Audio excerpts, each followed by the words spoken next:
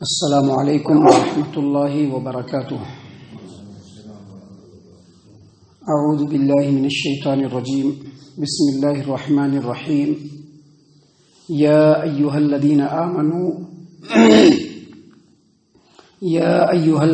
آمنوا آمنوا باللہ ورسولہ والکتاب الذی نزل علی رسولہ والکتاب الذی انزل من قبل ومن يكفر بالله وملائكته وكتبه ورسله واليوم الآخر فقد ضل ضلالا بعيدا۔ اے ایمان والو، اللہ پر اور اس کے رسول پر ایمان لاؤ، اور اس کتاب پر ایمان لاؤ جو اس نے اپنے رسول پر نازل کیا، اور اس کتاب پر بھی ایمان لاؤ جو اس سے پہلے نازل ہوئی۔ اور جو آدمی اللہ، اس کے فرشتوں، اس کی کتابوں، اس کے رسولوں اور قیامت کے دن کا انکار کرے، وہ دور کی گمراہی میں جا پڑا۔ معزز سامعین کرام، سورۃ النساء سورہ نمبر 4 اور اسی سورت سے بھی آپ کے سامنے آیت نمبر 136 تلاوت کی گئی، اور آیت کریمہ کا ترجمہ بھی آپ کے سامنے پیش کیا گیا۔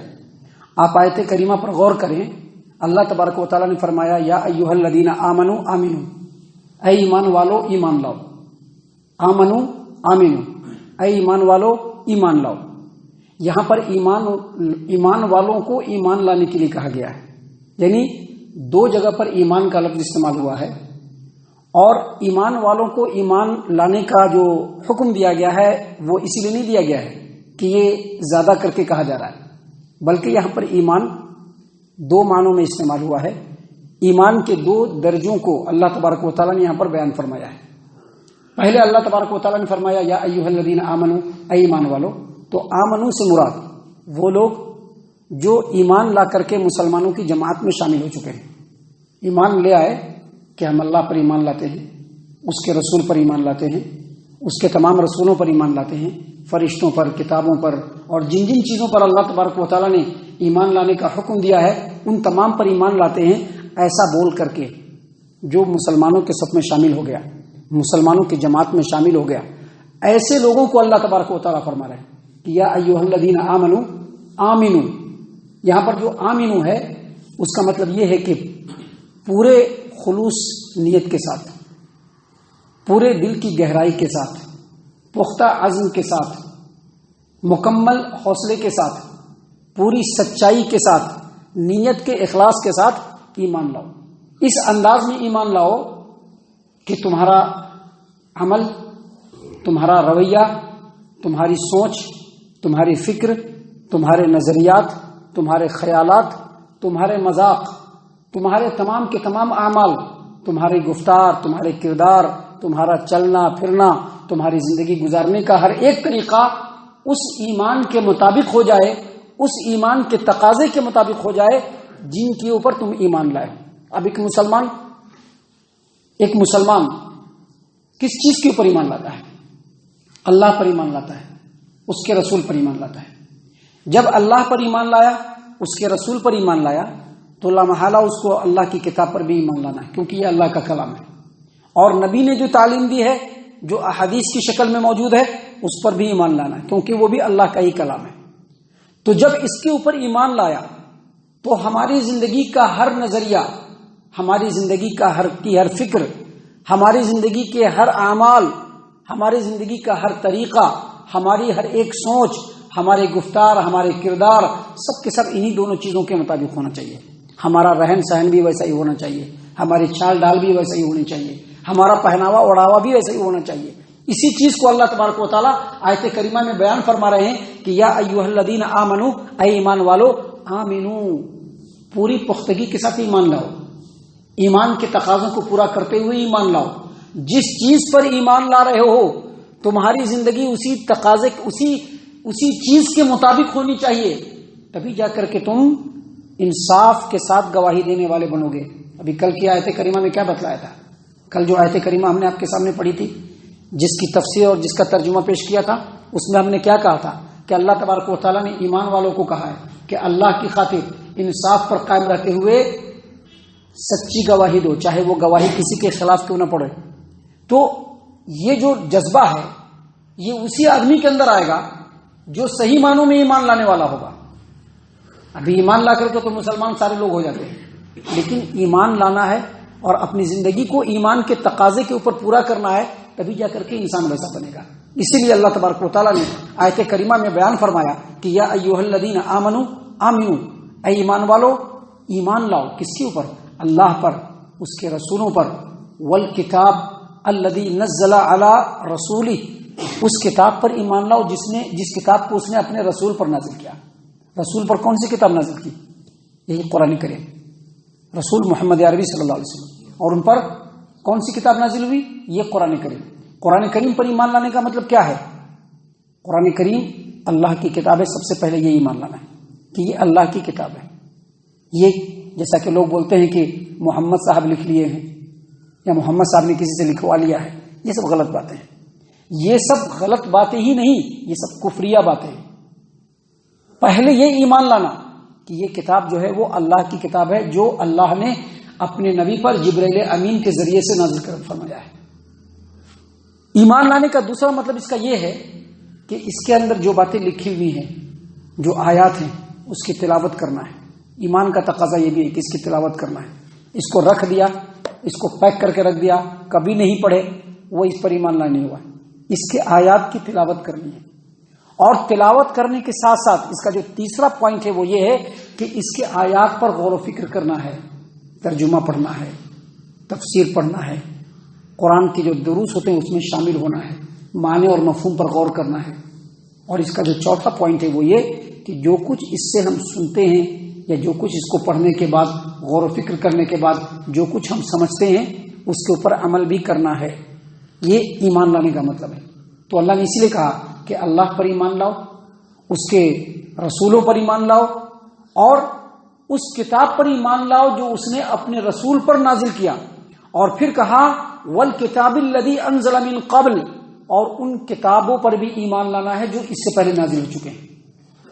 ابھی قرآن سے پہلے معلوم ہے نا 4 کتابیں، اور اس کے علاوہ بہت سارے صحیفے نازل ہوئے ہیں جو اللہ تبارک و تعالیٰ نے اس قرآن کریم میں بیان فرمائے ہیں. توریت ہے، زبور ہے، انجیل ہے. توریت ہے، زبور ہے، انجیل ہے. اس کے علاوہ بہت سارے صحیفے ہیں جو موسیٰ علیہ السلام پر، ابراہیم علیہ السلام پر اور دوسرے نبیوں پر نازل ہوا. تو ان پر بھی ایمان لانا ہے. لیکن ان پر ایمان لانے کا مطلب کیا ہے؟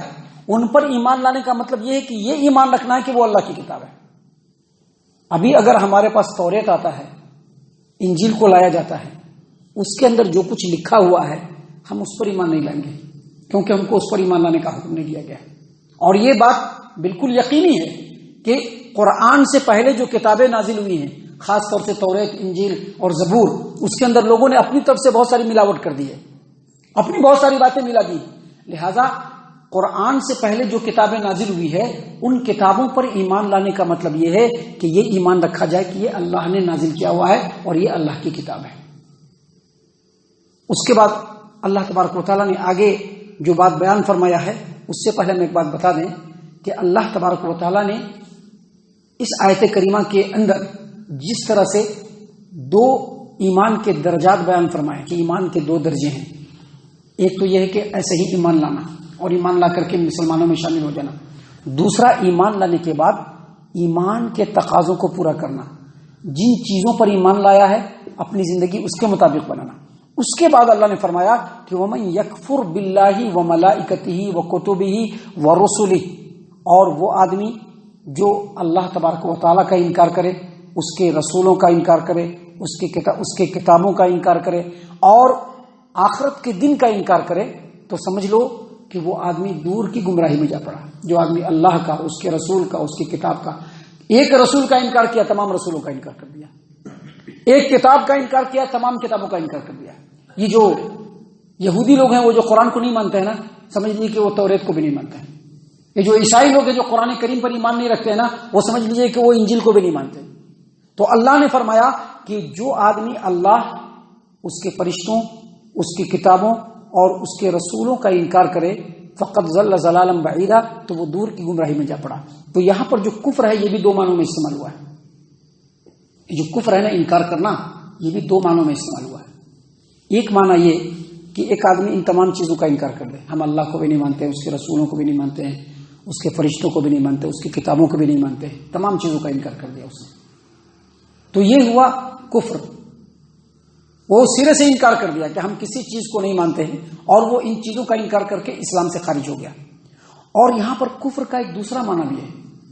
کفر کا دوسرا معنی یہ بھی ہے کہ زبان سے اقرار کیا کہ ہم اللہ کو مانتے ہیں، اس کے رسولوں کو مانتے ہیں، اس کے فرشتوں کو مانتے ہیں، اس کی کتابوں کو مانتے ہیں، سب پر ایمان رکھتے ہیں، اور ایمان لا کر کے وہ مومنوں کے صف میں شامل ہو گیا. لیکن ایمان کے تقاضے کے مطابق وہ اپنی زندگی کو نہیں بنا رہا ہے.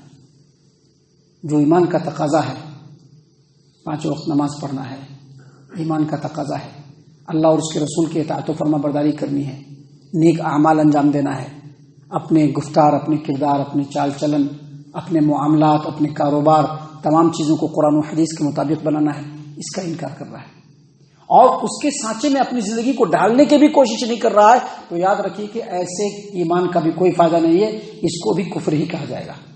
ابھی دنیا میں بے شمار لوگ ہیں کہتے ہیں کہ ہم مسلمان ہیں، لیکن ان کی زندگی ان کے طریقے سے، جیسی ان کی چاہت ہے ویسی وہ زندگی گزار رہے ہیں. قرآن میں کیا لکھا ہوا ہے کوئی فرق نہیں پڑتا ہے، جو لکھا ہے لکھ رہے ہیں، تو ہم اپنے دنیا کے ڈگر پر چلتے رہیں گے. اللہ کے رسول صلی اللہ علیہ وسلم کی کیا تعلیمات ہے اس سے کوئی مطلب نہیں، اس کو ہمیں ویسے ہی کریں گے جیسا ہمیں کر رہے ہیں. تو ایسا ایمان بھی اللہ کو نہیں چاہیے. یہ کفر کی دوسری قسم ہے. یعنی ایمان لانے کے بعد ایمان والوں میں تو شامل ہوا، لیکن اس کا جو عمل ہے، اس کی جو فکر ہے، اس کا جو طریقہ ہے، اس کی جو سوچ ہے، اس کی جو عبادتیں ہیں، اس کے جو معاملات ہیں، اس کے جو کاروبار ہیں، اس کے جو نظریات ہیں، اس کے جو گفتار ہیں، اس کے جو کردار ہیں، وہ اللہ کے بتائے ہوئے اور رسول کے بتائے ہوئے طریقے کے مطابق نہیں ہے. تو ایسے ایمان کا بھی اللہ کو کوئی فائدہ، اللہ تبارک و تعالیٰ کو کوئی مطلب نہیں ہے، اور ایسے ایمان سے بھی اس کو کوئی فائدہ نہیں ہے، بلکہ ایمان لا کر کے بھی وہ کفر میں پڑا ہوا ہے. اسی لیے اللہ نے کہا کہ جو آدمی اللہ کا، اس کے کتابوں کا، اس کے اللہ کا، اس کے فرشتوں کا، اس کی کتابوں کا، اس کے رسولوں کا انکار کر دے، وہ گمراہ ہو کر کے دور کی گمراہی میں جا کر کے پڑے گا. اللہ کو اس کے ایمان کی کوئی ضرورت نہیں ہے، اور اس ایمان کا اس کو کوئی بھی فائدہ ملنے والا نہیں. اللہ تعالیٰ سے دعا ہے کہ اللہ تعالیٰ ہم تمام کو ان تمام باتوں کے اوپر خوب غور و فکر اور تدبر کرنے کے ساتھ ساتھ ان باتوں کے اوپر عمل کرنے کی بھی توفیق عنایت فرمائے. آمین. اللہ تعالیٰ ہم تمام کو صحیح معنوں میں پکا سچا مومن مسلمان بنائے. اللہ اور اس کے رسول صلی اللہ علیہ وسلم کی اطاعت و فرما برداری کرنے والا بنائے. صحابہ کرام رضی اللہ عنہم کے طریقے پر چلنے والا بنائے. جنت الفردوس میں جگہ عطا فرمائے. اے اللہ ہم تمام کو جہنم سے پناہ دے. اے رب العالمین ہم تمام کو جہنم سے پناہ دے. اے مالک الملک ہم تمام کو جہنم سے پناہ دے. آمین یا رب العالمین. وما علینا الا البلاغ المبین.